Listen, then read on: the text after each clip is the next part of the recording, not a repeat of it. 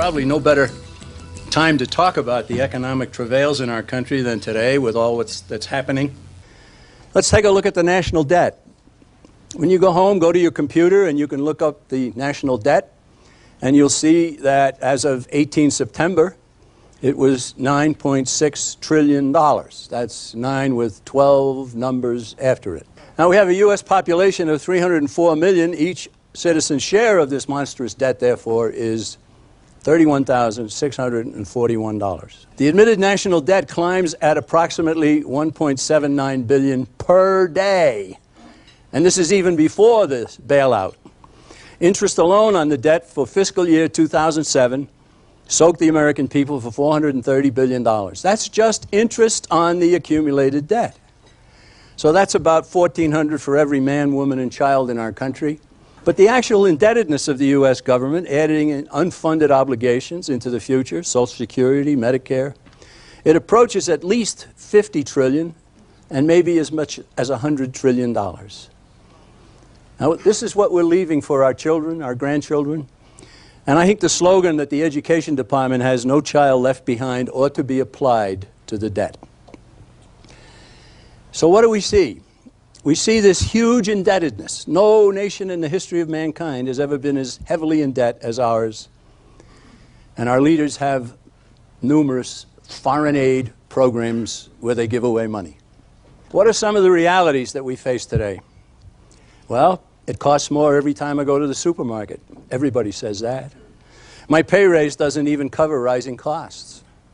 2 incomes barely keep pace with rising costs. College tuition is out of sight. Good paying jobs are harder than ever to find.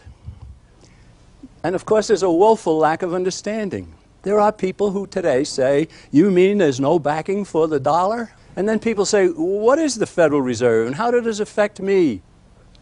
And then I hear people say, "We need the Fed because somebody has to manage the currency." Ladies and gentlemen, that is one of the greatest fallacies of all.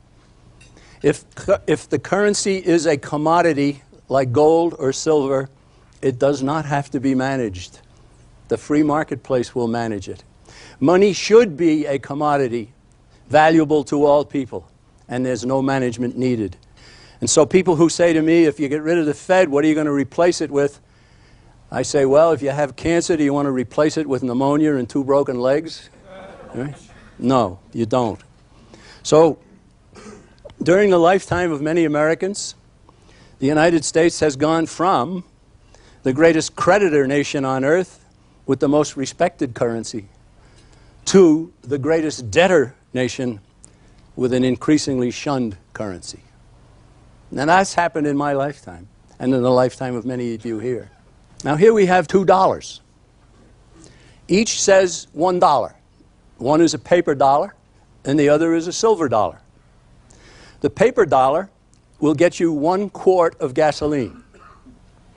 The silver dollar will get you as much as 12 quarts of gasoline. But they both say $1. Isn't a dollar anymore? The answer is no, it's not. A silver dollar is worth 12 times and maybe more than the paper dollar. And of course, that is changing dramatically as the paper dollar continues to lose its value. Its cause is inflation. Now, let's talk about inflation. It is not rising prices. Don't blame the grocer. Don't blame the gas station attendant, the landlord, or the employer who can't supply a pay raise. Yes, inflation is an increase in the quantity of currency. So then you blame the counterfeiter. You blame the government or the government's partner, the Federal Reserve, for flooding the nation with currency. That's what inflation really is. Rising price is the effect of inflation. Inflation is an increase in the quantity. And you can say that about anything. If a fellow discovered a beach and instead of sand on the beach, it had diamonds, and he started to spread the diamonds around the community, the value of diamonds would do what? It would go down. Right? And who would dare give one to his fiancée? Any substance whatsoever. Increase the quantity, and you will see the value go down. Now, I contend, and I'll probably say this again before we finish, If you give anybody the power to inflate, he will. Just as simple as that. The temptation to inflate will overcome whatever good intentions might have been had by anybody. If you give anybody the power to inflate, he will. Now you go to a dictionary today and you probably will not get a decent definition. They will equate it with rising prices. They will say it's rising prices and so on. Back in 1957, this dictionary had it correct. It said inflation, an increase in the amount of currency in circulation resulting in a relatively sharp and sudden fall in its value, and rise in prices. Note, resulting in rise in prices. So the dictionaries even have been changed. There's two aspects of inflation that are very important. The first is thievery. I have a statement here from John Maynard Keynes, a famous British socialist. Keynes did write a book in 1920, and in it he hit the nail on the head. He said, by a continuous process of inflation, governments can confiscate, secretly and unobserved, an important part of the wealth of their citizens. How does that happen? Well, let's give an example. We'll say a man in 1945 inherited $10,000. He could have bought a home in 1945 for his $10,000. He didn't. He put it in the bottom drawer. And then 50 years later, he took it out of the bottom drawer and he found out he couldn't even put a down payment on a home. What happened to the value of his money? It was confiscated secretly and unobserved by the government and its partner, the Federal Reserve. Now, all kinds of examples can be given for that. But there is an example of what happens. Secretly and unobserved, this man's money continued to lose value. What we are seeing through inflation is what I like to call reverse Robin Hood. You all know Robin Hood. He stole from the rich to give to the poor. And today, the Fed and the government are stealing from the poor and the middle class to give to the rich. Reverse Robin Hood is where we are today. And we've got to stop it. And I think we can. But inflation is not only thievery, inflation can destroy a nation. In 1946, Henry Hazlitt wrote a book, and in it he said, inflation tears apart the whole fabric of stable economic relationships. It drives men toward desperate remedies. It leads men toward demand totalitarian controls. It ends invariably in bitter disillusion and collapse. Now, I put a chart up here of the value of the Reichsmark in Germany. As some of you probably know, at the end of World War I, the German people it was demanded of them that they pay reparations for what the war had accomplished and the destruction that had been wreaked. So the German government, in order to pay off, started inflating the currency. And you look at the top of this chart, you see it says $1 US converts to, in January of 1922, 189 Reichsmarks. And then it went to 303, and then 1,800, then 7,000. And you can see it gradually going up, up, up, up. And finally it went in October of 1924 to 4.2 trillion Reichsmarks for $1 US. And at that point, the German government just reclassified the currency, and they said 1 trillion Reichsmarks is now one new Rentenmark. Now, what did that do to Germany? Well, the people lost their homes, they lost their farms, they lost their business, and they became very bitter. Can it get that bad here? Ladies and gentlemen, look at that chart. Can we suffer the same problems? Yes. And what happened in Germany? Go back to what Hazlitt said. He said it leads men to demand totalitarian controls. And so the German people were finally offered a fellow who said he could restore German pride and he would put Germany back on its feet again. And his name, you know, was Adolf Hitler. And totalitarian controls followed. So inflation is not only thievery, inflation can destroy a nation, and it can destroy ours if we don't get it stopped. Here's a letter that was written from Germany to an American citizen with an Italian name, Attilio Ennui. The date on the letter is December of 1925. He wrote to the Deutsche Bank in Berlin and he asked what happened to his 1 million marks deposit.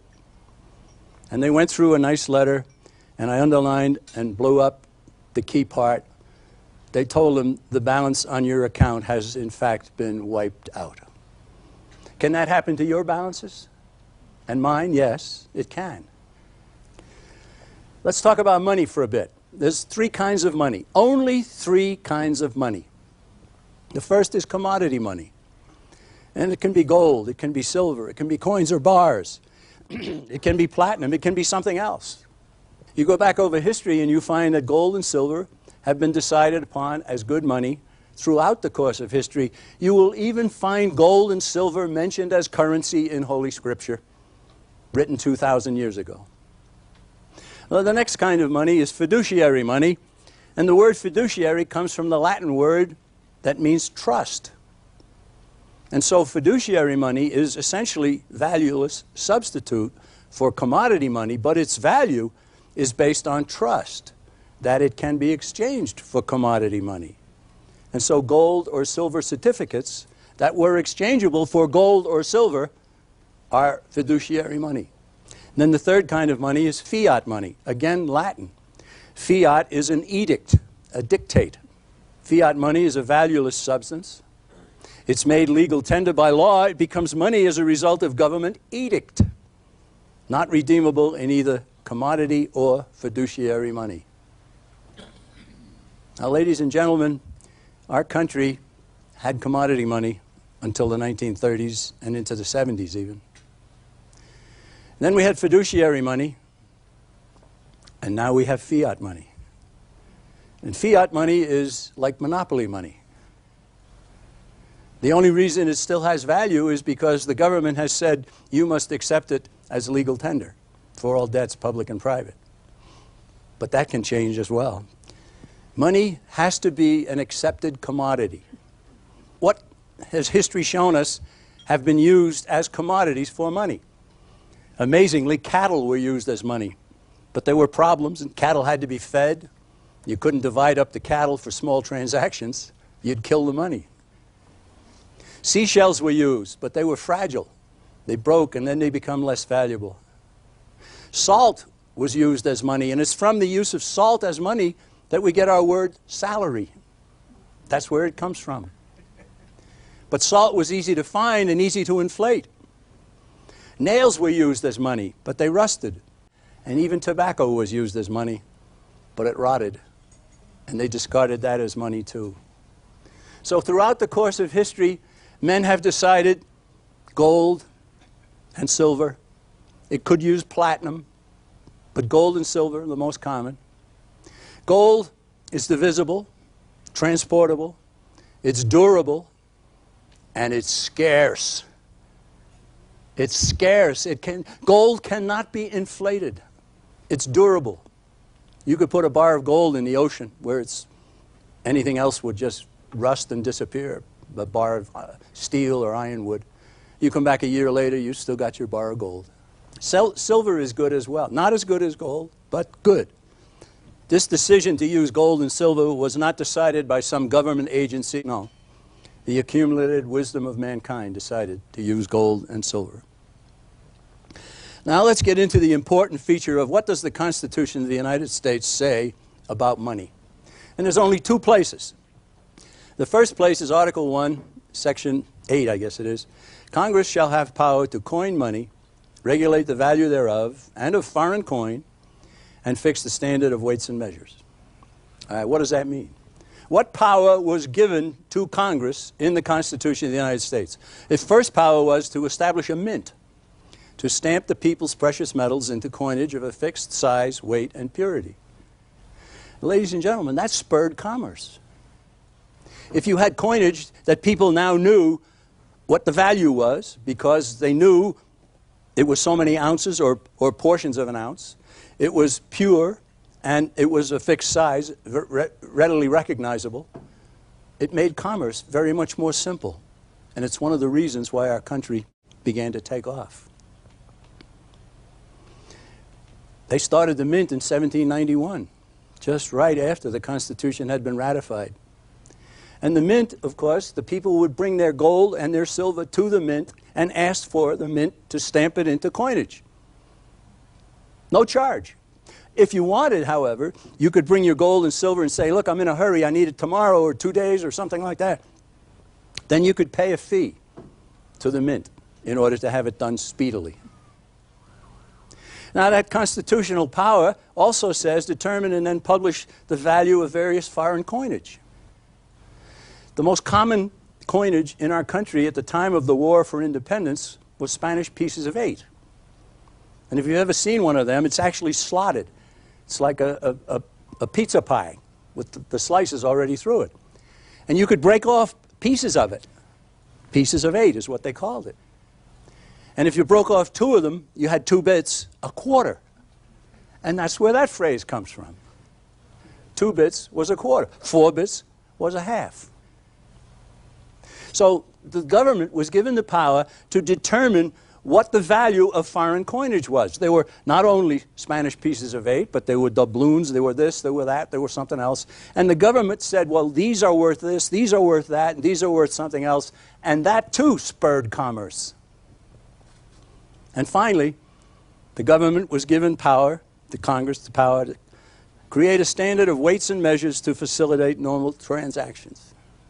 There will be 12 inches in a foot. There will be 5,280 in a mile. There will be 16 ounces in a pound, and so on. And that's all that Congress was granted in the Constitution of the United States. Were they given power to start a bank? No. Were they given power to transfer power that they didn't have to the Federal Reserve to start something? No, of course not. Now, that's so little known, but it has to be known. All right, the other portion of the Constitution where money is mentioned is prohibitions on the states. Now, you got to realize that the men who went to the Constitutional Convention were very jealous guardians of state power. And one of the things that lost here in America is that the states created the federal government, not the other way around. The creature has become greater than its creator, and that's, of course, wrong. And so the people who went from the different states to the Constitutional Convention willingly said, no state shall coin money or emit bills of credit, and that's the term for paper money that was used at the time of the founding of our country. Bills of credit, paper money. And no state shall make anything but gold and silver a tender in payment of debts. And that's all the Constitution said about money. What was the attitude of the founders regarding paper money? They had already experienced the Continental Congress issuing the continental currency. If you're as old as I am, or maybe you remember your parents saying something was not worth a continental, that was a common phrase in our country. They weren't talking about the automobile. A continental was the currency. They actually paid the troops that fought in the War for Independence with worthless paper money. They didn't have any choice, I guess, but what they did was wrong. So look what some of the founders said. These are the men who went to the Constitutional Convention. Ellsworth from Connecticut, he didn't stay for the whole thing, but he was there for long enough. He said, shut and bar the door against paper money. James Wilson of Pennsylvania, remove the possibility of paper money. Pierce Butler of South Carolina, disarm the government of such power. And I love this last one from New Hampshire. John Langdon said, I would reject the whole Constitution if paper money is not barred. They knew what had happened with paper money, and they didn't want it to happen again. James Madison is the father of the Constitution. Look what he said. The extension of the prohibition to bills of credit must give pleasure to every citizen in proportion to his love of justice and his knowledge of the true springs of public prosperity. The power to make anything but gold and silver a tender in payment of debts is withdrawn from the states on the same principle with that of issuing paper currency. Let's take a look at currency. We'll draw a picture here of what has happened. I have pictured here a 1907 U.S. Treasury gold certificate. It actually says on it, this certifies that there has been deposited in the Treasury of the United States $10 in gold coin payable to the bearer on demand. The finest paper money the world has ever known. American currency that used to be known as good as gold was because of this. In 1933, President Roosevelt took us off the gold standard. He barred the American people from owning gold. He asked the American people to turn in their gold for paper certificates. 90% of the American people did. The promise was that as soon as we get out of the Depression, we'll give you back your gold. Didn't happen. Didn't happen, did it? So those gold certificates went out. We went then to silver certificates. 1935. It was 1933 when President Roosevelt did what I just said. Now these were also U.S. Treasury notes. And it says on the top, this certifies there is on deposit in Treasury of the United States of America $1 in silver, payable to the bearer on demand. And that was good money. But that disappeared courtesy of Lyndon Johnson in 1968. So let's go back now. The Federal Reserve was begun in 1913. And 1 year later, the Federal Reserve began to issue its own currency. Now this one's dated 1928, but a similar bill could have been put up here from 1914. And up here in the top it says, redeemable in gold on demand at the United States Treasury or in gold or lawful money at any Federal Reserve Bank. Now keep in mind that until 1933, gold certificates were still functioning, still being distributed. And these had to compete with the gold certificates from the Treasury. And so the Federal Reserve was very, very careful in saying that, yeah, their notes are also redeemable in gold. Until President Roosevelt took us off the gold standard. Then we went to the next kind of Federal Reserve note. And this one says up here, this note is legal tender for all debts, public and private, and is redeemable in lawful money at the United States Treasury or any Federal Reserve Bank. Then there's the famous story about the fellow who took a $20 bill to a bank. And he put it up on the counter and he said to the girl teller, he said, yeah, yes, miss, I'd like some lawful money, please. And she said, what do you want, 2 10s or 4 5s? And he said, no, no, if you give me those, they also say it's redeemable in lawful money. If it's redeemable in lawful money, it can't be lawful money. I'd like some lawful money. And he smiled. And she went and got the boss. The boss came out and said, sir, what can I do for you? I'd like some lawful money for my 20, thank you. What is it that you consider lawful money? He said, gold. Sorry, can't give you gold. It's against the law. Thank you very much. Give me back my 20. You've proven my point, and out the door he went. So the Federal Reserve decided then they wouldn't say redeemable and lawful money anymore. And this is what you have in your pocket or purse today. And it says this note is legal tender for all debts, public and private, redeemable in nothing. Nada. Zilch. The amount of which, the value of which, the interest rates on which are set by a private agency called the Federal Reserve that is beholden to no one. Imagine. And just in my lifetime, we've gone from the finest paper money the world has ever known to totally irredeemable fiat currency. Now, it's not valueless today. We will still accept it for your lunch. We will still accept it for the books and the DVDs that are for sale.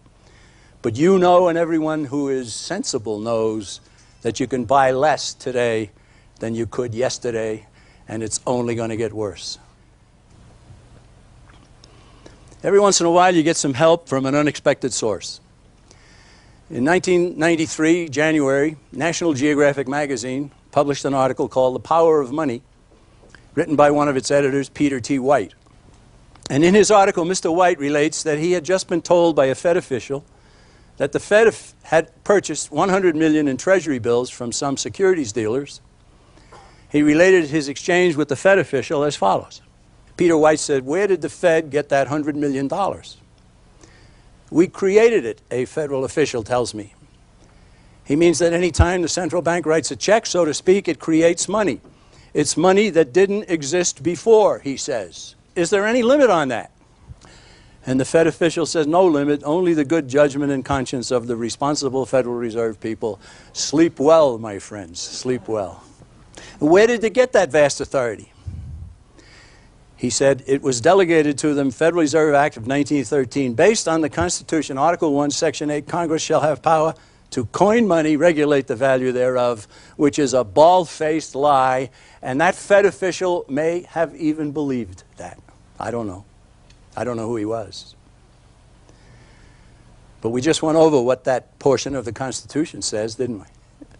And it does not say that there is no limit on the amount of paper money that can be created out of thin air by the Federal Reserve.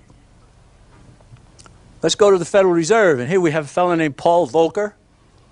First of all, he joined the Council on Foreign Relations in 1970.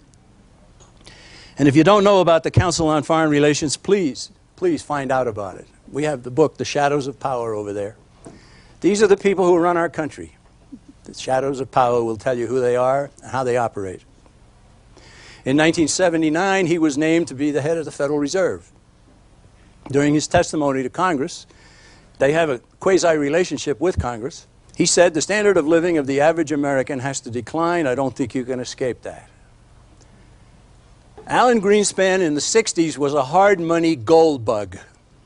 And in a book he wrote, in the absence of the gold standard, there is no way to protect savings from confiscation through inflation. He's absolutely right about that. But then he joined the Council on Foreign Relations in 1978, and then he was named chairman of the Federal Reserve in 1987. And he did that for 20 years. These are the kind of men. And that they come from the Council on Foreign Relations is no surprise. Today it's Ben Bernanke. He's not yet a member of the Council on Foreign Relations, but he's a Greenspan disciple. In 1993, a man I knew in Pennsylvania finally got his congressman to do something. He had been badgering the man, where does the Fed get the authority to do what it's doing? And the congressman couldn't answer. In fact, most congressmen can't answer. So the congressman finally wrote to Greenspan and he said, please help me out here. And you can see this letter.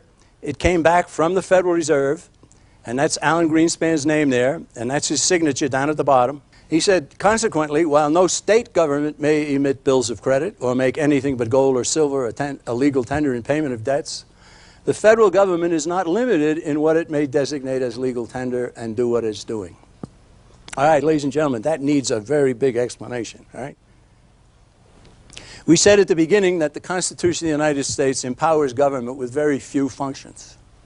In fact, of all of the things that governments have done throughout history, the Constitution of the United States empowered our government to do 5% of them.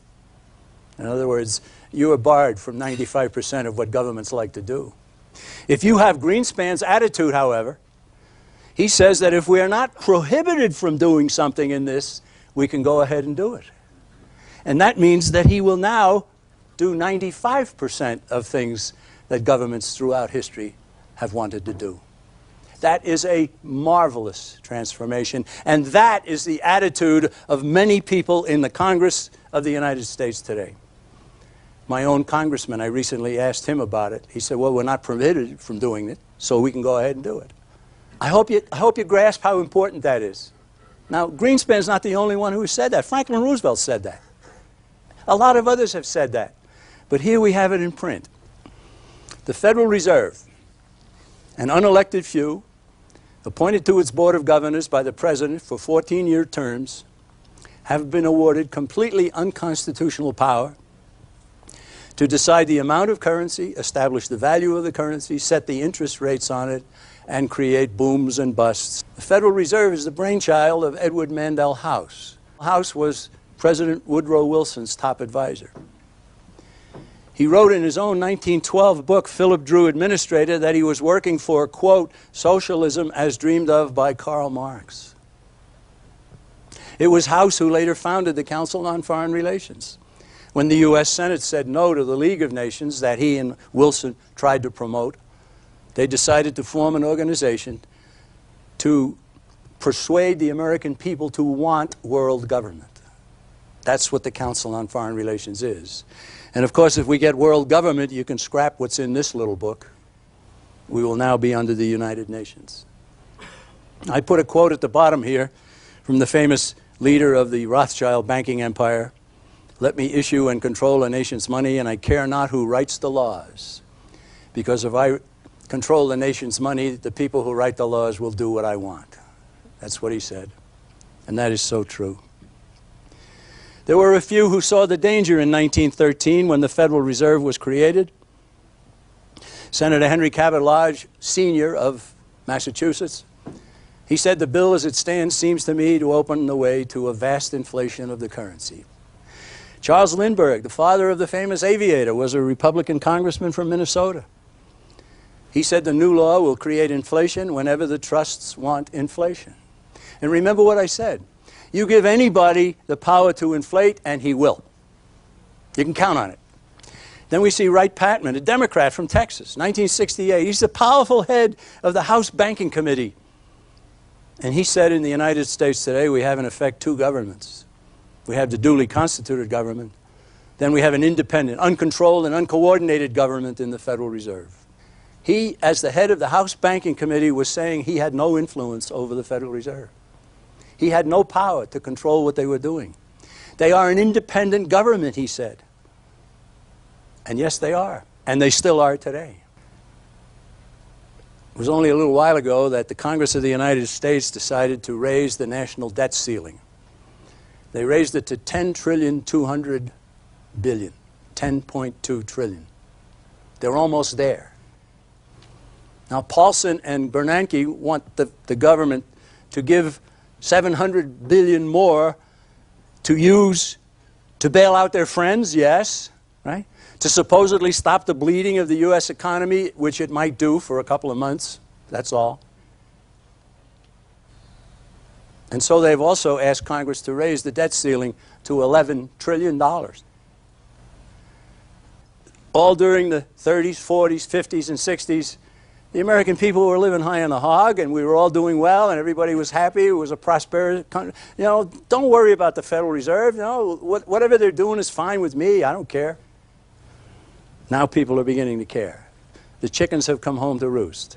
We talked about Marx and the fact that Edward Mandell House got his cue from Marx, and he said it in his own book. He was working for socialism, as dreamed of by Karl Marx. The Communist Manifesto, famous 10 planks. Number 2, a heavy progressive income tax. Number 5, centralization of credit in the hands of the state by means of a national bank with state capital and an exclusive monopoly. That's the Fed, except that we've gone one step beyond even what Marx wanted. He wanted it in the hands of the state. Ours is in the hands of a private entity known as the Federal Reserve. You've all seen an individual tax return, so let's talk about income tax for a while. It accounts for 40% of government revenue. Where does the other 60% come from?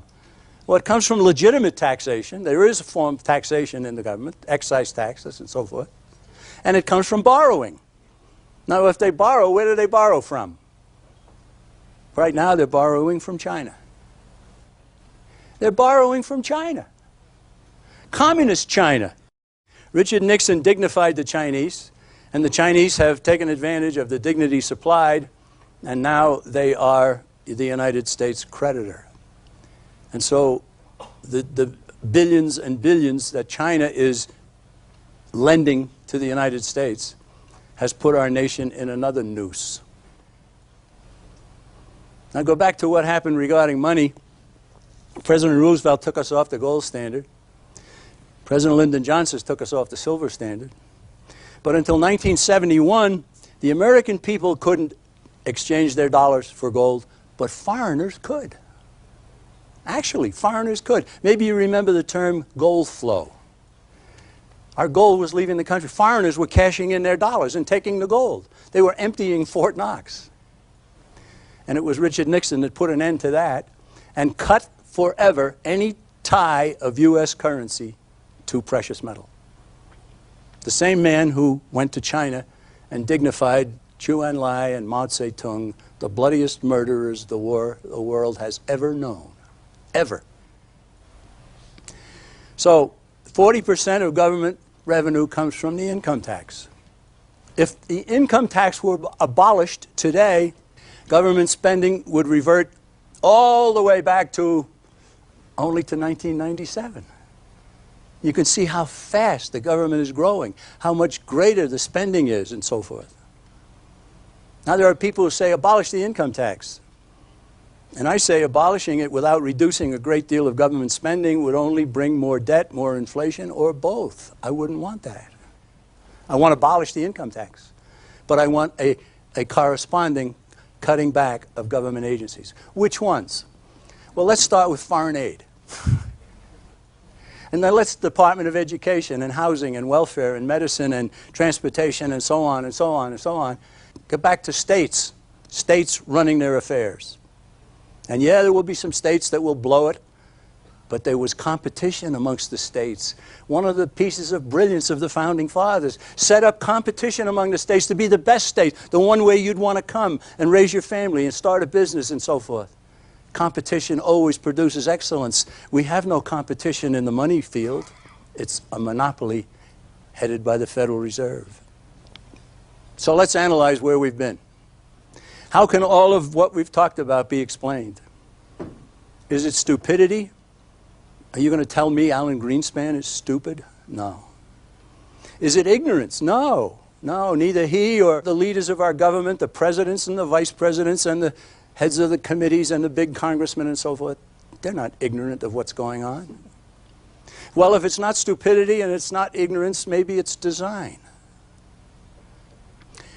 And I said before that occasionally you get help from an unexpected source. There's a fellow named David Rockefeller. And he's writing here in his own book, Memoirs. And he's talking about his family. And he said, some even believe we are part of a secret cabal working against the best interests of the United States. Characterizing my family and me as internationalists and conspiring with others around the world to build a more integrated global political and economic structure. One world, if you will. If that's the charge, I stand guilty and I am proud of it. Ladies and gentlemen, our leaders aren't stupid. They aren't ignorant of facts. Therefore, it's hardly unreasonable to conclude that there is a design behind what is occurring. We're not fighting against people who believe in what they're doing is good for mankind. No. It's good for themselves. It's good for power base, for building power, for personal aggrandizement and so forth. Now we have Secretary of the Treasury and the head of the Federal Reserve getting together to say that they want $700 billion more to get us out of a problem that was started because government was not doing its job in the first place. And they have even said that they want this without the Congress having anything to say about it. Right? That's pretty incredible, pretty arrogant, pretty conspiratorial in my view. The Constitution that we so revere says all bills for raising revenue shall originate in the House. If the House will not originate the $700 billion bailout, that's it, according to the Constitution. And so we say, we take our country back through the House of Representatives. That's where the power of the purse is. A mere 6 days after I delivered these remarks in Denver, huge public pressure encouraged the House of Representatives to reject the multi-billion-dollar bailout bill. But the Senate crafted and passed its own version on October 1st, just a few days later. The original 3-page bill had ballooned to some 400 pages with $150 billion added. Then, with ongoing economic turmoil in the markets, enormous wheeling and dealing pressed the House to pass the Senate's version of the $850 billion bailout bill. They called it the Emergency Economic Stabilization Act of 2008. The House did so on October 3rd. As of November 4, the national debt now stands at $10.58 trillion and is expected to continue to grow by $2 to $4 billion per day. 2 weeks after Congress passed the bill, British Prime Minister Gordon Brown penned an op-ed piece in the Washington Post stating that global problems we face require global solutions. Accordingly, he called for global governance and a world trade agreement. Brown reflected positively on the accomplishments of American and European visionaries who built a new international economic order. That's the New World Order. Now he and leaders of other nations are calling for the boldest of global cooperation to create rules for our new global economy, All of this, of course, would mean a further loss of American independence, coupled with more international controls over our economy. So what can we do about all this? First, competing currencies must be established. Repealing the legal tender law that says only Federal Reserve currency is legitimate is imperative. With its monopoly status, the Fed has been able to inflate the currency at will, debasing its value and robbing the poor and middle class of their savings, purchasing power, and investments. Once the Fed's currency is given some much-needed competition, sound money based on real commodities, such as gold and silver, will drive out fiat currency that is backed by nothing. Second, in tandem with the introduction of a competing currency, a corresponding reduction of taxes and government spending must also take place. Congress, as well as state and local governments, must be pressured into fiscal responsibility. As long as governments are allowed to spend wildly, the Fed will inflate the currency to cover the shortfall, or there will be more borrowing from China and elsewhere. Third, as fiat currency is replaced by sound money, urge your congressmen to support legislation to abolish the Federal Reserve. Congress started it, Congress can end it. Fourth, state legislators should introduce resolutions to exert additional pressure on Congress to allow the creation of sound money. None of these welcome developments will happen in a vacuum. They will only come to pass when concerned citizens join together to exert sufficient constituent grassroots pressure on their representatives and senators. I heartily recommend that you link up with others by joining a JBS.org Freedom Campaign meetup group. With an alliance of thousands of groups across the country, Americans can begin the process of restoring sound money, ending wild spending, and abolishing the Fed. We also invite all of those viewing this program to go to jbs.org and become a free online